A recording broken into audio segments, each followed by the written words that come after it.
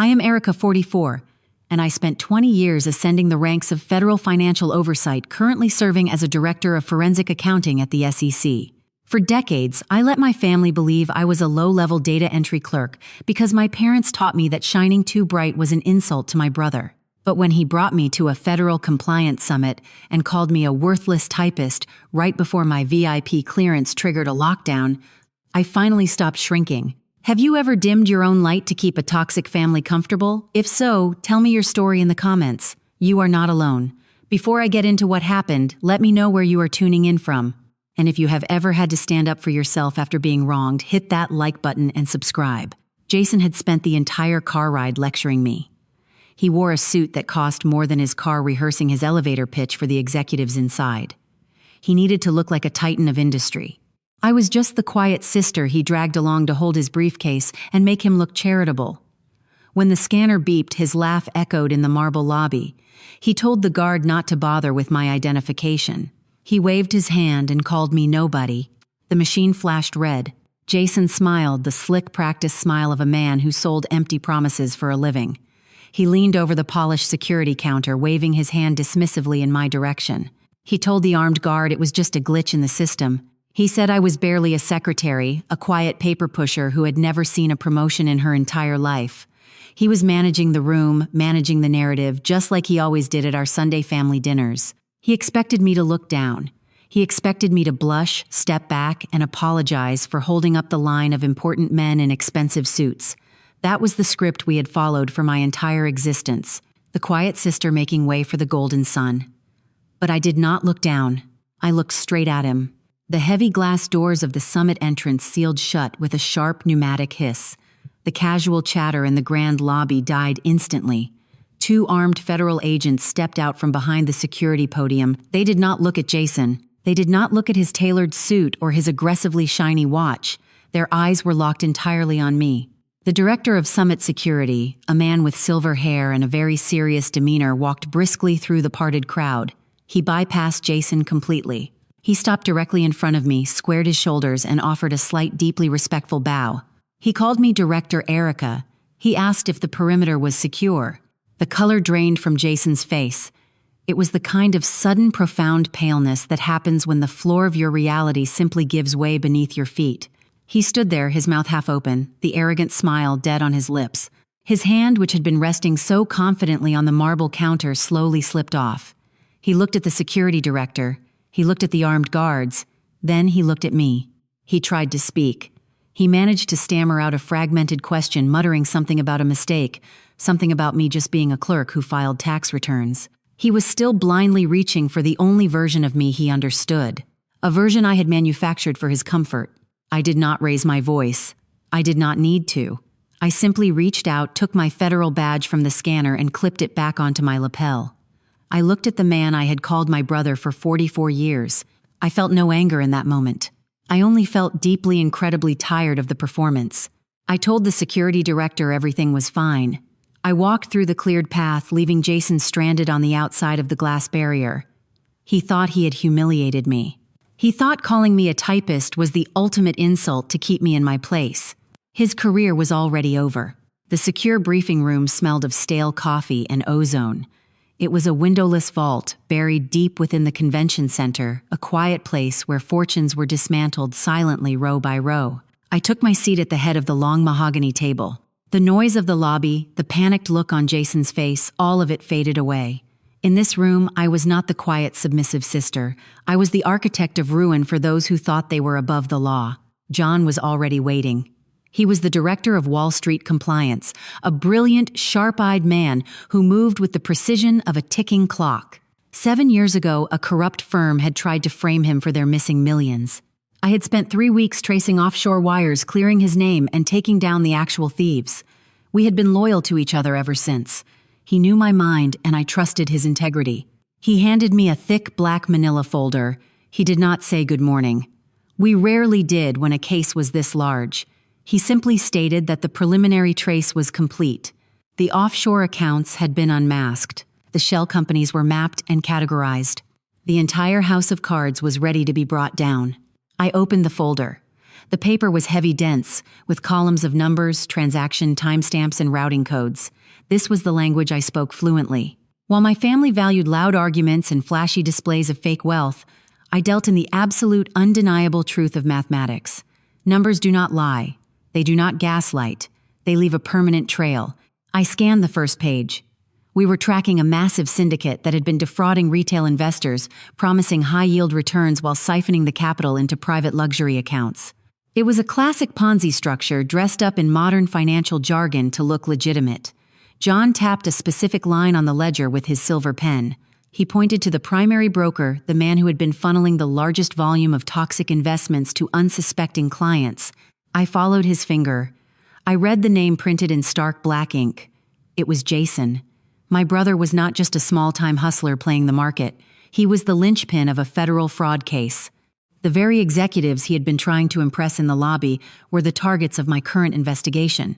He had walked right into the center of the snare, completely blind to the fact that his sister was the one holding the rope. I stared at the black ink. I traced the letters of our shared last name. I felt John watching me, waiting for my reaction. He knew about my family. He knew the burden I had carried. I did not flinch. Jason was the target. I turned the page of the ledger. When dealing with financial fraud, you learn to detach yourself from the names and focus purely on the velocity of the money. Money flows like water.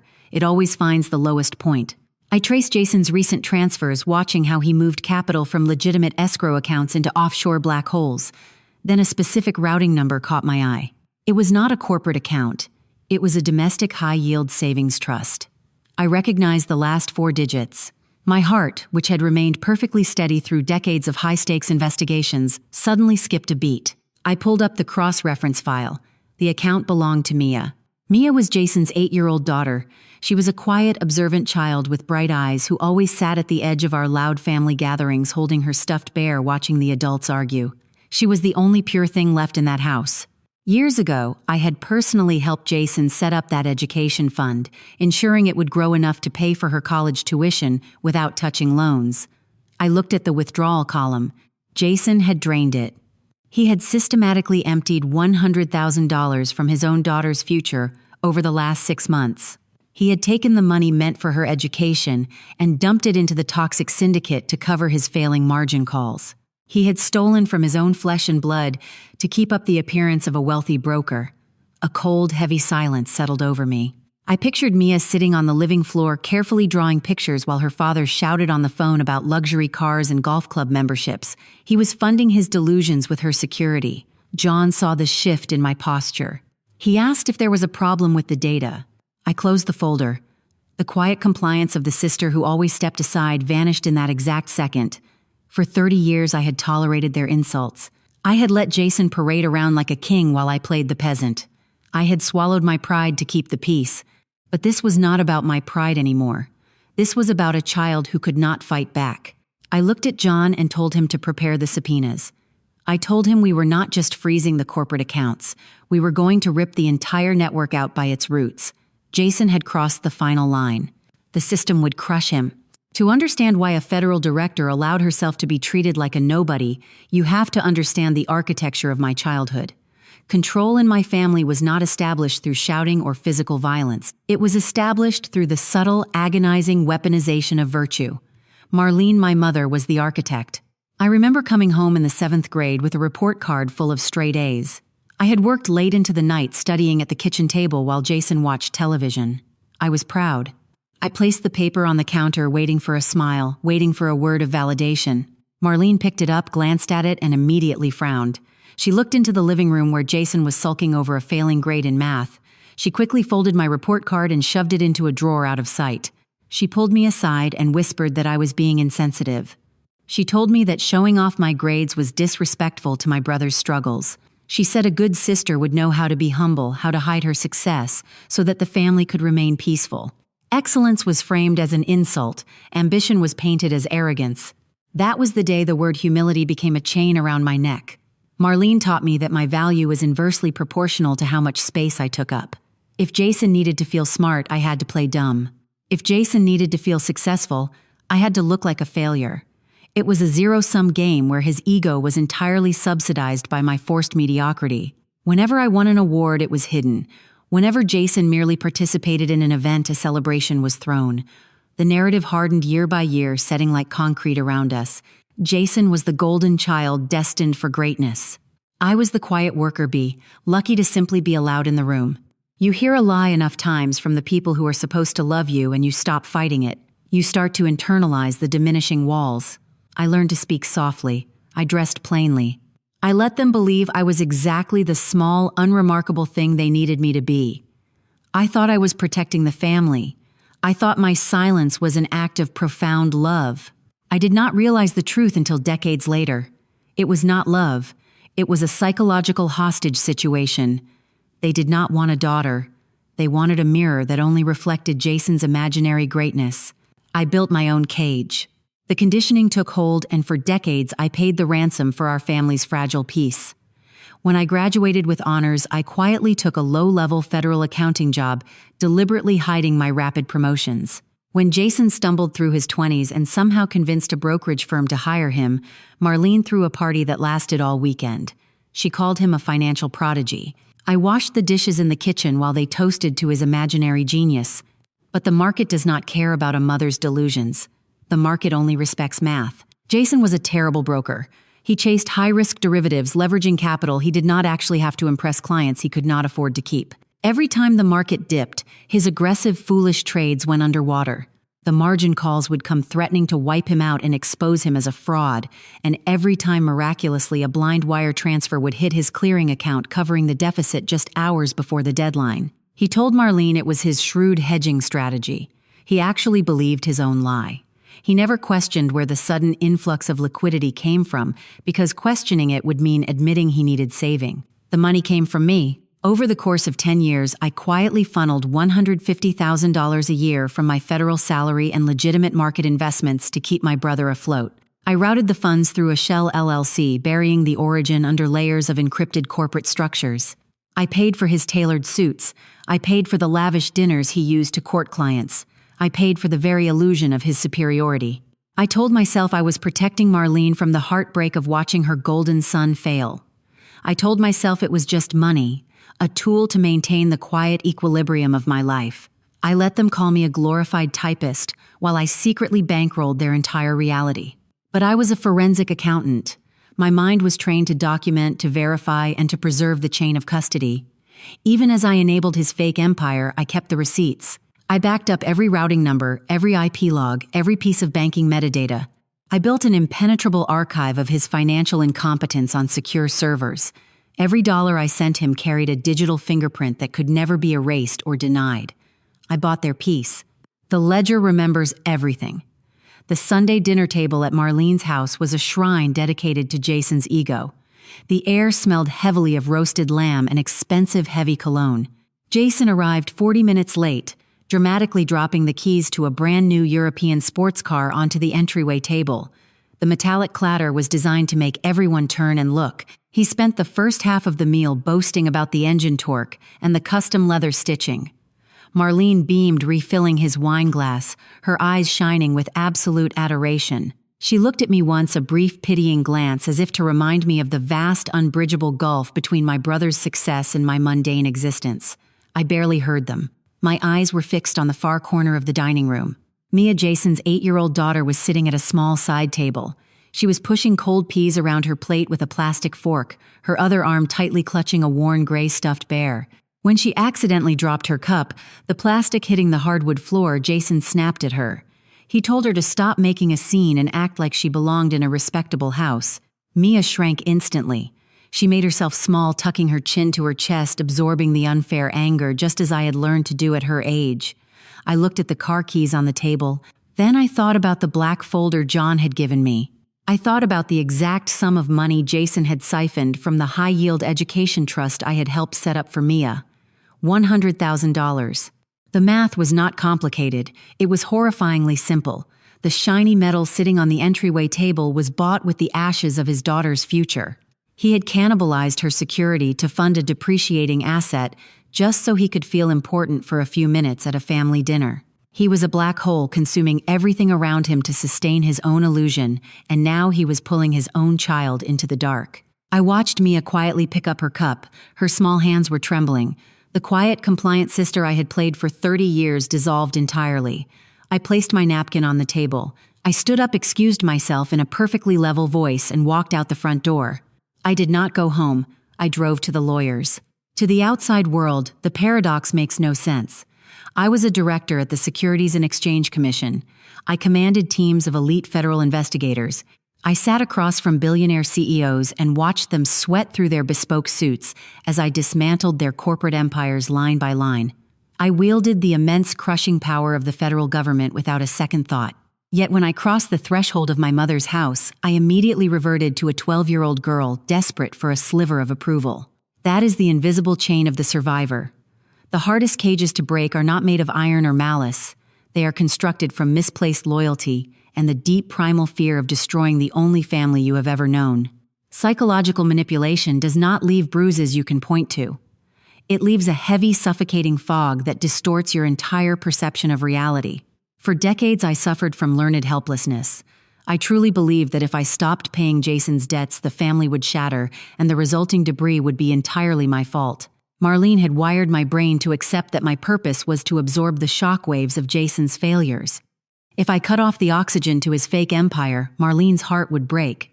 In my distorted logic, protecting the illusion was the only way to protect my mother. But sitting in the quiet darkness of my car, staring at the glowing dashboard, the fog finally lifted. My silence was not protecting them. It was enabling a predator. By shielding Jason from the consequences of his actions, I had allowed him to become a man who would steal from his own daughter. My misguided humility was funding a crime. The guilt I had carried for years suddenly felt completely misplaced. I realized I was not responsible for keeping Jason afloat. I was only responsible for the truth. And the truth was currently sitting in a secure federal database waiting to be unleashed. The chains did not break with a loud, dramatic snap. They simply dissolved into the cold air. I turned the key in the ignition. John called at 2 a.m. The phone buzzed against the nightstand, breaking the absolute silence of my apartment. I answered on the second ring. John never called at this hour unless the financial monitoring algorithms had flagged a catastrophic movement of capital. His voice was crisp, lacking any trace of sleep. He told me the data trace on Jason's accounts had just updated. The offshore syndicate Jason was desperately trying to buy into was demanding a massive immediate injection of cash to cover their collapsing pyramid structure. They were squeezing their brokers. Jason was completely out of liquidity. The anonymous bailouts he usually relied on had mysteriously stopped arriving because I had quietly paused the automated transfers 48 hours ago. Panic makes arrogant men incredibly stupid. John read the latest flagged transaction. Jason had initiated a high-risk mezzanine loan. I asked what he was using for collateral. John paused for a fraction of a second before answering. Jason was pledging the deed to Marlene's house. He had somehow convinced our mother to sign over the equity of the home my father had spent 30 years paying off. He was risking her shelter, her absolute last safety net, to throw money into a federal fraud scheme that was already under active investigation. He felt no remorse. He possessed no boundaries. He was a blind man sprinting toward a cliff, perfectly willing to drag his own mother over the edge just to maintain the illusion that he was a master of the universe. I thanked John and ended the call. I sat in the dark watching the city lights reflect off the glass window. There was no anger left in my chest. Anger implies a loss of control, a sudden spike in emotional temperature. What I felt was absolute freezing clarity. Jason had escalated the war, crossing the final unforgivable line. He had chosen his path. The quiet sister was dead. I arrived at Marlene's house early the next morning. The air was thick with the smell of brewing coffee and quiet denial. Jason was sitting on the floral sofa in the living room, wearing a cashmere sweater, scrolling through his phone with a smug, self-satisfied expression. Marlene was bustling in the kitchen, humming softly, completely oblivious to the financial guillotine hovering over her roof. I sat down in the armchair across from him. I did not raise my voice. I kept my tone as flat and measured as if I were reading a quarterly compliance report. I looked directly into his eyes and told him to pull out of the syndicate immediately. I told him the fund was a toxic asset, a sinking ship that would take down everyone tethered to it. I advised him to cancel the mezzanine loan on the house before the paperwork cleared the county clerk's office. Jason stopped scrolling.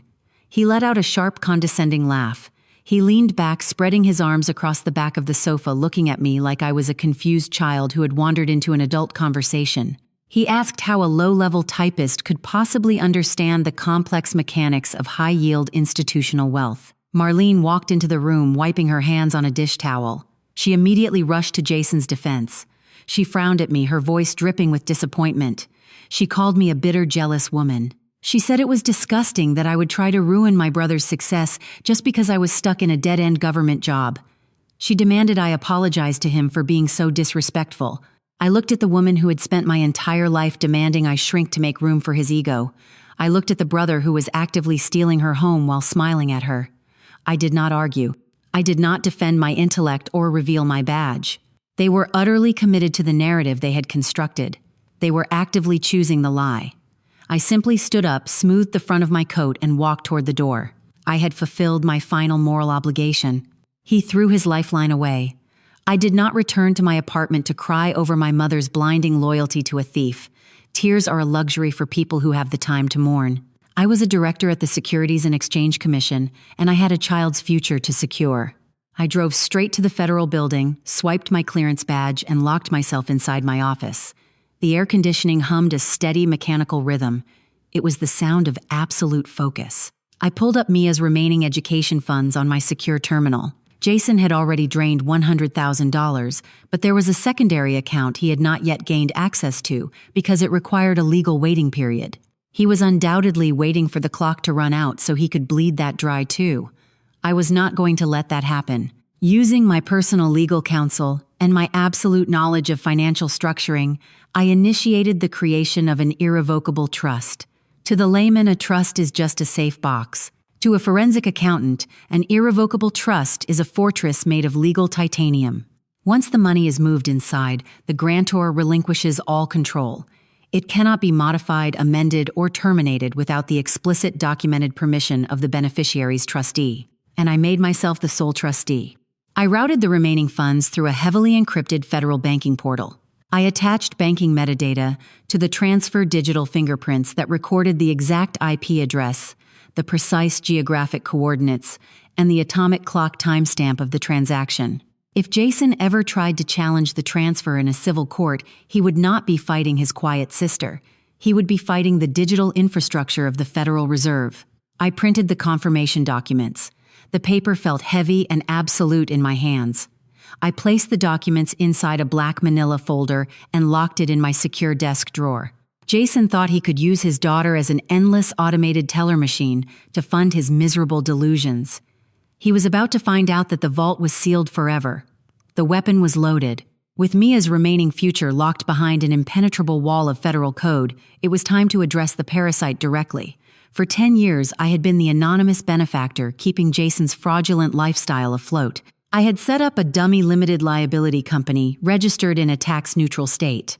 Every month, an automated script would monitor Jason's primary brokerage clearing account. Whenever his terrible high-risk derivative trades triggered a margin call, my script would wire just enough liquidity to keep his head above water. He thought he was a genius who always managed to pull off a miracle at the 11th hour. He never knew the miracle was funded by the sister he openly mocked. I opened the offshore routing terminal on my secure monitor. The screen glowed with lines of green code displaying the active connection to the shell company. I stared at the blinking cursor.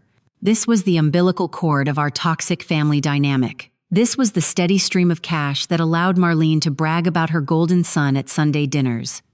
This was the money that bought the custom suits he wore when he called me a worthless typist. My finger hovered over the mouse. I felt a brief phantom tug of that old learned helplessness. The programmed fear whispered that if I clicked this button, I would destroy the family. But the fog had completely cleared. I was not destroying the family. I was simply refusing to finance the illusion anymore. I clicked the mouse. I deleted the automated script. I closed the routing pathway.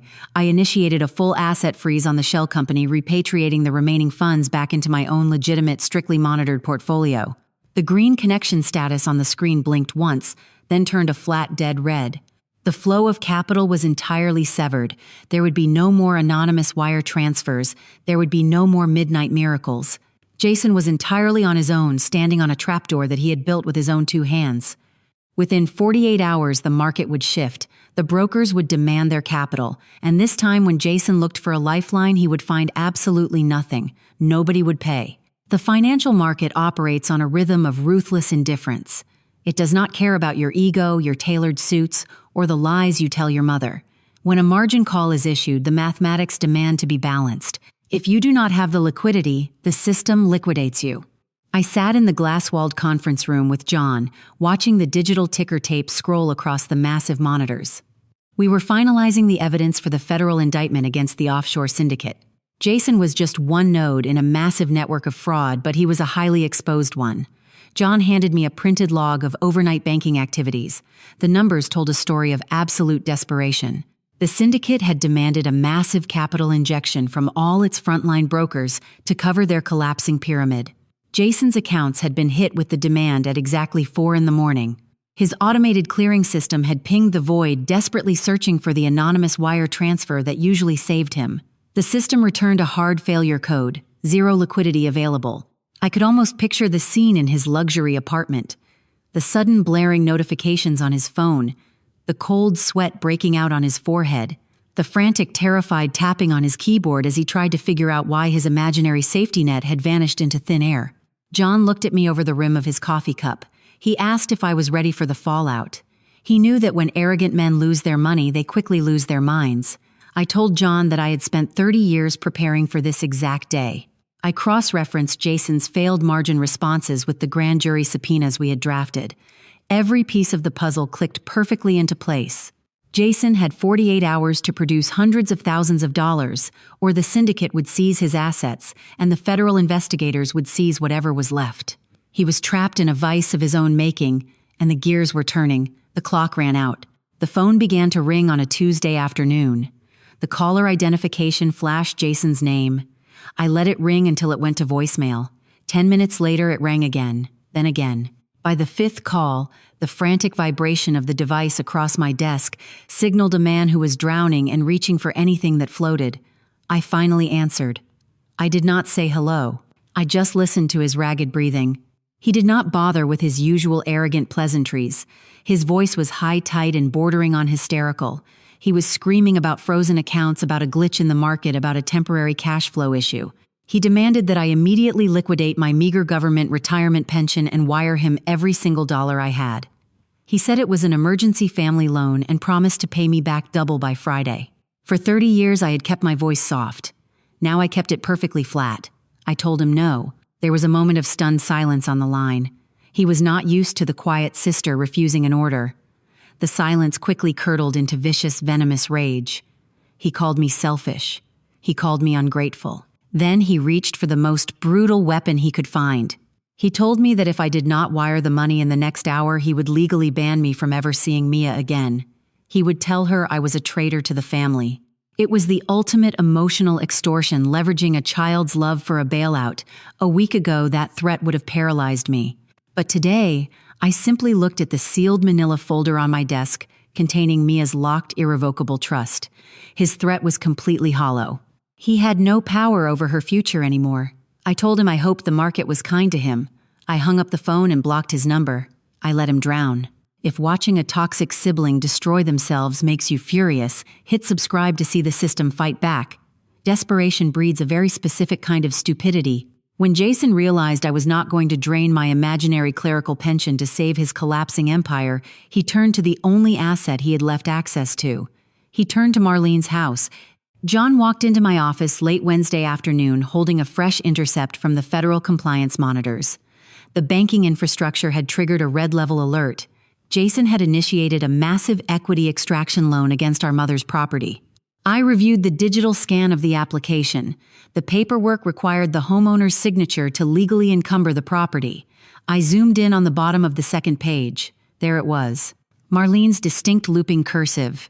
But my mother had not signed that document. I knew this with absolute certainty because Marlene was currently on a 3-day religious retreat in the mountains completely out of cellular range. A trip I had quietly paid for her to take precisely to keep her away from Jason's panic. Jason had forged our mother's signature. He had committed felony wire fraud and identity theft to mortgage her shelter and throw the cash into the gaping maw of a criminal syndicate. He believed he was untraceable. He believed the local county clerk would just push the paperwork through like they always did. He forgot that the financial system is entirely interconnected. He forgot that the transaction was routed through a bank currently under intensive federal surveillance by my department. He had essentially walked into a police station to rob a vault. I did not call him. I did not warn him. I simply forwarded the forged document to the federal prosecutor's office and attached a digital lock to the property title. The loan would appear to be processing on his end, giving him a false sense of security, while the federal agents quietly built the fraud case around him. The trap snapped shut. Jason thought that financial fraud was simply a matter of paper and ink. He belonged to an older, more ignorant generation of hustlers who believed a forged signature was the ultimate trump card. He assumed that because the local county clerk routinely processed mortgage applications without a second glance, he was entirely safe. He did not understand the anatomy of a modern financial transaction. He did not know that paper is merely the physical ghost of a digital reality. In the world of forensic accounting, we do not care about the ink, we care about the metadata. I sat at my secure terminal at the Securities and Exchange Commission and pulled up the digital footprint of his fraudulent loan application. When Jason uploaded the forged document, he did not just send an image to a bank, he sent an entire ecosystem of data to a federal server. I highlighted the IP address on my screen. It belonged to the high-speed router in his luxury downtown apartment. Isolated the MAC address of the transmitting device. It perfectly matched his personal laptop, the same machine he used to trade toxic derivatives. I checked the geolocation tags and the atomic clock timestamp. He had submitted a legal document with our mother's signature from his own living room while she was isolated on a religious retreat 300 miles away. It was a mathematically perfect crime scene. Jason had inadvertently handed me the absolute irrefutable proof of his felony wire fraud and identity theft. There was no room for emotional debate. There was no gray area for a smooth-talking defense attorney to exploit. The numbers locked him in a digital cage. I compiled the metadata logs, the forged application, and the trace of the funds into a single cohesive file. I built a wall of evidence so high and so thick that no amount of family manipulation could ever breach it. I printed the final federal indictment. The heavy paper felt warm from the machine holding the weight of justice. I picked up my pen and signed the bottom of the page. I did not sign it as a quiet, subservient sister trying to keep the peace. I signed it as the Director of Forensic Accounting. The ink was finally dry. The federal government does not operate on emotion. It operates on cold, mechanical precision. At exactly 8 o'clock on Thursday morning, a coordinated strike was executed across the financial district. I stood in the SEC command center watching the live tactical feeds alongside John. We did not send a single agent to Jason's apartment. He was the secondary target. We went after the beating heart of the syndicate. Armed federal agents walked into the glass-walled offices of the investment firm Jason had been desperately trying to impress. They did not knock. They presented federal warrants, sealed the filing cabinets with red evidence tape, and mirrored every hard drive in the building. Executive brokers who were accustomed to dictating the terms of reality were quietly escorted out of the building in handcuffs. Simultaneously, the financial infrastructure executed its own silent raid. The offshore shell companies were frozen. The domestic holding accounts were locked. The illicit capital was trapped in an impenetrable digital vault. Jason was left completely alone in his apartment, physically untouched but entirely ruined. I imagined him waking up, pouring a cup of expensive coffee, and turning on the morning financial news network. I imagined the absolute horror setting in as he watched the live coverage of his partners being led into federal vehicles. He would have sprinted to his laptop, his hands shaking as he tried to log into his clearing accounts, only to be met with a cold red screen displaying a federal seizure notice. Panic is a highly predictable emotion. When arrogant men realize their power is an illusion, they immediately look for a scapegoat. They look for someone they can bully into fixing their mistakes. My phone buzzed on the console. It was Jason. He was calling a mandatory family meeting at Marlene's house for that evening. He needed an audience. He needed a victim. He needed his quiet sister to sign away her life so he could buy his way out of a federal indictment. He prepared his final stage. I arrived at Marlene's house precisely at 7 in the evening. If you have ever sat at a table full of gaslighters, drop a yes in the comments. You know exactly how the air feels in that room. It is thick with unspoken demands, rehearsed victimhood, and the absolute expectation of your surrender. I walked into the dining room. The table was set with fine china, but no one was eating. Jason was sitting at the head of the table, his tie loosened, his hair disheveled. The polished veneer of the successful broker had completely evaporated, leaving behind a desperate cornered man. Sitting next to him was a man in a cheap, ill-fitting suit who smelled faintly of stale smoke and cheap cologne. He was a back-pocket lawyer, the kind of bottom-feeder Jason hired to intimidate people who did not know their legal rights. Marlene was pacing the length of the kitchen, wringing her hands together in a theatrical display of maternal anxiety. When I walked in, she stopped and glared at me. She did not say hello. She immediately launched into a guilt trip, accusing me of abandoning the family in our darkest hour. Jason did not stand up. He pointed to the empty chair across from him and demanded I sit down. He declared that the family was under a malicious attack by the government. He spun a wild, fabricated tale about a misunderstanding in the market, claiming he just needed temporary access to my retirement funds to post a bond and protect Marlene's assets. He pushed a thick, heavily worded legal document across the polished wood. It was a general power of attorney. He expected me to cry. He expected me to cower under the combined weight of his aggressive demands and our mother's disappointed stares. He thought I was still the 12-year-old girl desperate for a sliver of validation. I did not sit down. I did not look at the document. I placed a black manila folder on the table. The final audit began. The sight of the black folder seemed to trigger a primal rage in Jason. He slammed his open hand onto the dining table, rattling the fine china Marlene kept strictly for display. He raised his voice, filling the room with the booming, aggressive tone he had used to dominate my existence since childhood. He called me an ungrateful burden. He shouted that he had carried the weight of this family's reputation for decades while I hid in the shadows doing menial data entry. He screamed that I owed him this money for all the years he had tolerated my embarrassing lack of ambition. Marlene immediately provided the supporting chorus. She burst into loud, performative tears, gripping the back of a dining chair. She begged me to stop being so stubborn, to just sign the paper so her golden boy could fix the terrible misunderstanding. She accused me of trying to destroy the family out of sheer jealousy. The shady lawyer leaned forward, tapping his pen against the power of attorney form. He attempted to use heavy, intimidating legal jargon, threatening me with civil liabilities and potential criminal charges if I refused to assist my brother in a crisis. It was a perfectly choreographed performance of psychological abuse. 30 years ago, the sheer volume of their anger would have paralyzed me. I would have grabbed the pen and signed my life away just to make the screaming stop, just to buy a temporary, fragile peace. But I was no longer a prisoner of their narrative.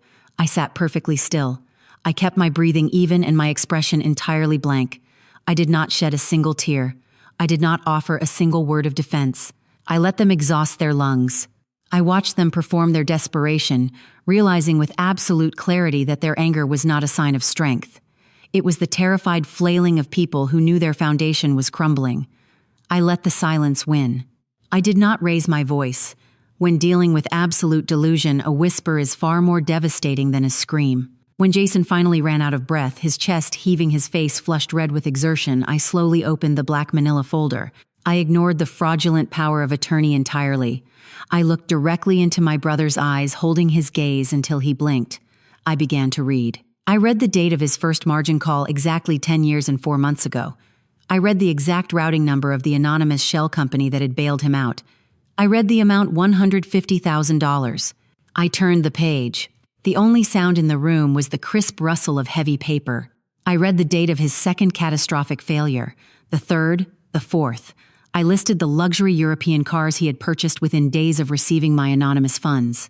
I detailed the expensive golf club memberships and the lavish vacations he took while secretly drowning in debt. I read the transaction logs, methodically speaking, in the flat, undeniable rhythm of a forensic audit.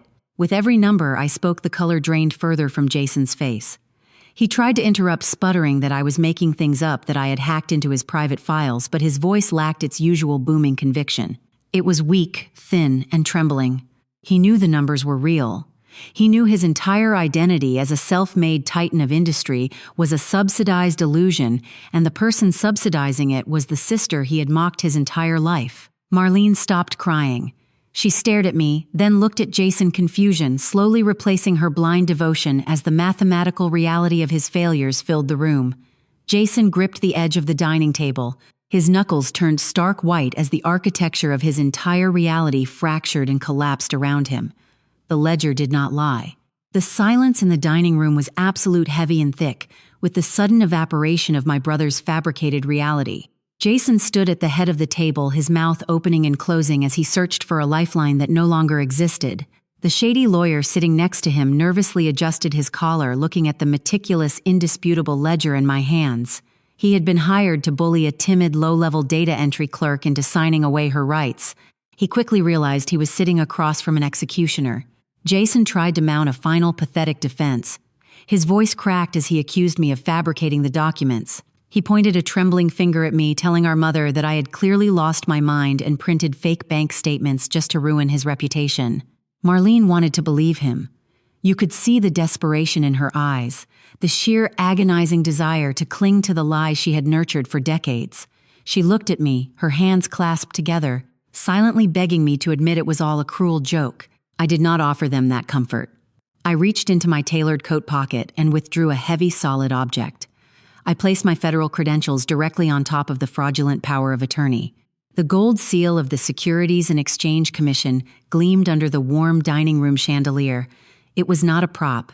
It was the physical manifestation of federal authority. I watched Jason's eyes track the letters engraved in the metal. Director of Forensic Accounting. At that exact second, the heavy brass knocker on Marlene's front door echoed through the house. It was not a polite neighborly knock. It was the firm, rhythmic strike of law enforcement. Marlene gasped, stepping back against the kitchen counter. Jason froze entirely. I remained seated perfectly composed as John let himself in. He did not come alone. 2 federal marshals flanked him, their expressions neutral and professional. They did not draw weapons or raise their voices. The federal government does not need to shout when it has the math on its side. John stepped into the dining room. He ignored Jason completely and looked directly at me. He nodded once, a silent confirmation that the asset freeze was fully executed. He then handed Jason a thick stack of legal documents bound with a red seal. It was a formal notice of civil asset forfeiture and a summons for federal financial fraud. Jason took the papers with shaking hands. The bravado, the expensive cologne, the tailored suit, all of it vanished, leaving behind a terrified small man who had finally run out of other people's money to spend. He looked at the gold badge on the table, and then he looked at me, finally understanding the catastrophic scale of his miscalculation. The data clerk never existed. When the walls of a narcissist's reality collapse, they do not gracefully accept defeat. They look for the nearest exit regardless of who they have to trample to get through the door. Jason dropped the federal summons onto the dining table. The color had completely rushed back into his face, replaced by a feverish, feral panic. He realized that his offshore accounts were frozen. He realized his corporate assets were locked. He realized the sports cars and the luxury memberships were gone. He began to pace frantically, muttering to himself, doing the terrible math of a man who suddenly needed a massive retainer for a criminal defense attorney to avoid federal prison. Then he stopped pacing. His eyes darted toward the hallway, toward the room where little Mia was quietly playing with her toys, completely insulated from the financial massacre occurring in the dining room. Jason let out a sharp, breathless laugh. He reached into his pocket and pulled out his phone. He announced to the room, to his lawyer, and to our horrified mother that he still had one card left to play. He said he was going to liquidate Mia's remaining education fund. He explicitly stated he was going to drain his own daughter's future to secure legal counsel, claiming he would easily pay it back once he cleared up this federal misunderstanding. Marlene finally broke. She let out a choked sob, stepping forward to grab his arm, begging him not to touch his child's money. Jason shook her off violently, his eyes completely hollowed out by greed and fear. I did not move from my chair. I simply opened the back section of the black manila folder. I slid a multi-page, densely formatted legal document across the polished wood. The heading was printed in bold, undeniable letters, Declaration of Irrevocable Trust. I told him to check his banking application. I told him to try and execute the transfer. Jason tapped his screen frantically. The error message illuminated his desperate face. He looked at the document on the table. I explained in a calm, measured tone that Mia's funds had been legally shielded 48 hours ago. I was the sole trustee, and the assets were locked behind a federal compliance wall. He could not withdraw a single cent. He could not leverage it. He could not borrow against it. His ultimate safety net, the future of his own daughter, was entirely out of his reach. He stared at the error screen. The phone slipped from his fingers and clattered onto the hardwood floor. You have absolutely nothing left. The bottom-feeding lawyer sitting next to Jason was not quite ready to forfeit his anticipated retainer. He was a man accustomed to bullying suburban families into submission, operating in the murky gray areas of local municipal courts. He believed he could outmaneuver a federal director with a cheap parlor trick. He cleared his throat, attempting to project an aura of unbothered legal superiority. He pulled a folded sheet of paper from his inner jacket pocket and smoothed it out on the table next to my badge. He smirked, looking at me with absolute condescension. He declared that the irrevocable trust was legally invalid. He presented a hastily drafted medical proxy signed by a local bribed physician, claiming that I had a history of severe psychological instability and was mentally unfit to act as a financial fiduciary. He threatened to file for an emergency injunction the next morning, freezing the trust and returning control of Mia's assets back to Jason under the guise of familial conservatorship. Marlene gasped. Jason looked up, a sick, desperate glimmer of hope reigniting in his eyes. They thought they had found a loophole. They thought they could twist the narrative one last time and weaponize my forced childhood silence into a clinical diagnosis of incompetence. I did not panic. When you anticipate the enemy's move, their attacks feel like slow motion. I reached into my bag and pulled out my federal encrypted tablet. I did not raise my voice. I kept my tone perfectly sterile. I opened a security portal and turned the screen around for the lawyer to see. I showed him the federal cybersecurity intercept logs. I pointed out the exact timestamp when his office IP address had illegally queried a restricted government medical database in an attempt to fabricate his proxy. I also showed him my mandatory quarterly psychological evaluation signed by the chief medical officer of the SEC, certifying me for high-level federal clearance. I looked the lawyer dead in the eye. I informed him that forging a medical proxy was a state felony, but using an unauthorized terminal to breach a federal database was cyber espionage. I told him I had already forwarded his IP logs to the Federal Bureau of Investigation and the State Bar Association. The smirk vanished from the lawyer's face, as if it had been wiped clean with acid. He looked at the screen, looked at my badge, and understood that he had just bet his entire legal career against the House. He did not say another word. He shoved the fake medical proxy into his pocket, grabbed his briefcase, and practically sprinted out the front door, leaving Jason entirely alone. His empire turned to dust. The aftermath of a financial collapse is rarely a loud explosion. It is a slow, agonizing process of systematic erasure. The props came out from under Jason's life one by one, and I did not push a single one of them.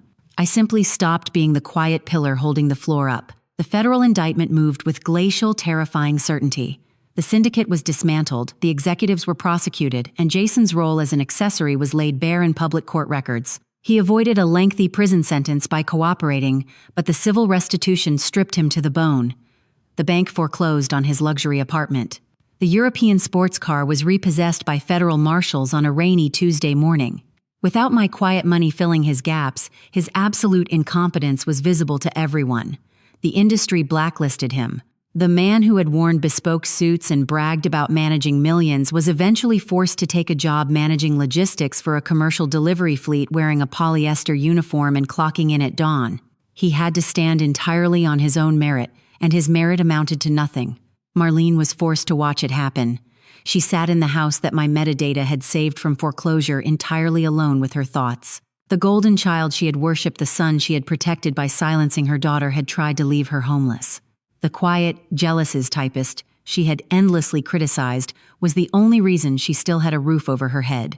I went back to the house one last time to pack up the few remaining boxes in my childhood bedroom. Marlene stood in the doorway, watching me quietly. She looked smaller, older, and deeply diminished by the weight of her own complicity. She finally saw the architecture of the cage she had built for me, and she realized she was now trapped inside it herself. She did not try to stop me as I carried my boxes to the front door. I handed her the updated deed to the house, free and clear of Jason's fraudulent liens. I did not do it out of spite. I did it because my ledger was finally balanced. I had paid my final debt to her comfort. I walked out the door. I never looked back once. While Jason's world aggressively contracted, mine expanded into the beautiful, limitless space of the truth. I had stopped spending my energy shrinking myself to fit into a toxic narrative, and there was suddenly a great deal of me left over to give to the world. A year passed. The family courts presented with the overwhelming evidence of Jason's financial malfeasance, and the ironclad structure of the irrevocable trust formally stripped him of all financial guardianship over Mia. The judge awarded full fiduciary control to me. On a bright, crisp morning in late September, I held Mia's hand as we walked toward the entrance of her new prestigious preparatory school. The tuition was paid entirely by the trust I had fiercely protected. She was no longer a quiet, anxious child sitting in the corner holding a gray bear. She was smiling, wearing a pristine uniform, stepping confidently into a future that no one would ever be allowed to steal from her again. My professional life flourished in the absence of my family's suffocating gravity. I launched a specialized federal scholarship fund designed to train young disadvantaged women in the rigorous science of forensic accounting. I taught them that mathematics is the ultimate equalizer and that a sharp mind is the most devastating weapon against corruption. Later that autumn, the Securities and Exchange Commission held a formal recognition ceremony in Washington, D.C. The auditorium was filled with hundreds of dedicated federal agents, compliance officers, and legal scholars. John stood near the front row, smiling proudly. The chairman of the commission called my name. He spoke at length about the dismantling of the offshore syndicate, praising the flawless execution of the data tracing and the unyielding integrity of the investigation. He did not call me a quiet sister. He did not call me a data entry clerk. He called me Director Erica, a pillar of federal justice. As I walked up the steps to the podium, the entire room stood to their feet, delivering a thunderous wave of applause. They were clapping for the woman. I had always been the woman I had hidden in the dark for 30 years to appease the frail egos of people who never truly loved me. I stood at the microphone looking out at a chosen family of professionals who respected my intellect. I stepped into the light. There is a hard, unyielding arithmetic to forgiveness. It cannot be given as a gift to people who have not done the work to earn it, because unearned forgiveness is just submission wearing a nicer outfit. And I was completely done submitting. Marlene called me on a quiet Sunday afternoon. Her voice was brittle, shaking with the kind of profound sorrow that only comes when the consequences of your own actions finally catch up to you. She did not perform. She did not demand. She cried softly into the receiver, apologizing for the 30 years she had spent forcing me to be small so Jason could feel large. She asked me to come home. She asked if we could set the table, cook a meal, and try to be a family again. She wanted the comfort of a resolved ending, a tidy bow to wrap around decades of psychological manipulation. I sat at my desk looking out over the city skyline. I felt a brief pang of sympathy for her, but sympathy is not an obligation to return to a toxic environment. I kept my voice calm and perfectly steady. I told her that I accepted her apology, and I genuinely hoped she could find some peace. I assured her that the medical insurance trust I had set up for her would remain active and her bills would always be paid quietly and efficiently by my office, but I told her no to the dinner. I explained that I would not sit at a table where I had been systematically erased. I would not pretend that a few tears could rebuild a bridge that had been intentionally burned for decades. Holding a boundary is not an act of revenge. It is the fundamental architecture of self-respect. I was willing to be her financial safety net from a distance, but I was no longer willing to be the collateral damage for her comfort. Marlene wept silently on the other end of the line, but she did not argue. She finally understood that my quietness was not weakness. It was a fortress she was no longer permitted to enter. I wished her well, and I gently disconnected the call. The truth finally stood still. Being noticed and being seen are two entirely different concepts. The world will easily notice a loud voice, an expensive car, or a desperately crafted illusion of success. That is what my brother spent his entire life chasing. He demanded to be noticed, and he required my silence to sustain the volume of his performance. But being seen is something else. Being seen requires someone to look past the performance, past the societal expectations, and acknowledge the absolute, undeniable truth of who you are. For 30 years, I made myself small, believing that if I hid my intellect and my ambition, I was demonstrating love. I was wrong. I was not preserving my family. I was actively participating in my own erasure. If you have spent your life dimming your light, absorbing the insults, and quietly funding the delusions of toxic people because you were taught that shining too bright was an act of rebellion, I want you to hear this clearly from a woman who finally checked the math. True humility is not shrinking yourself, so toxic people can feel large. Legacy is not what you blindly inherit from a broken system, it is what you fiercely protect with the truth. The moment I stopped acting as the shock absorber for my brother's failures, his entire empire turned to dust because the truth requires no maintenance. The numbers simply add up.